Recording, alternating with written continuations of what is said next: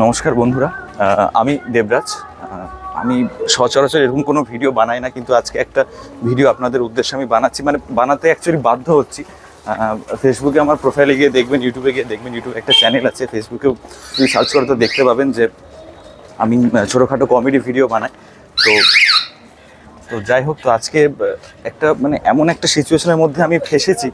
আমি চাই না যে আপনারা কখনো এরকম সিচুয়েশনে ফাঁসুন, কারণ আমার আমার মনে হলো যে আমার দায়িত্ব যে আপনাদের বলে দেওয়া এই ব্যাপারটা, যে আমি যে সিচুয়েশনের মধ্যে আছি মানে সেটা যাতে আপনাদের সাথে কখনো না ঘটে। আমি তো এখনও ভেবে উঠতে পারছি না যে আমার সাথে এরকম কোনো ঘটনা ঘটতেও পারে আদৌ। আমি একজন সামান্য একজন মিডল ক্লাস ঘরের ছেলে।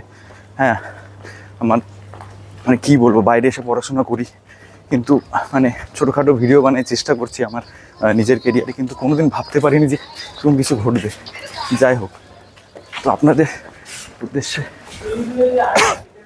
এই বলার যে পৌঁছে গেছে। হ্যাঁ, তেমন কিছু না, খুব জোরে হাগা পেয়েছিল, কি আর বলবো। যাই হোক, কোনো এক গুণীজন বলে গেছেন যে খুব জোরে হাগা পেলে না, যদি অন্য মনস্ক হওয়া যায় তাহলে হাগার প্রেশারটা কমে যায়।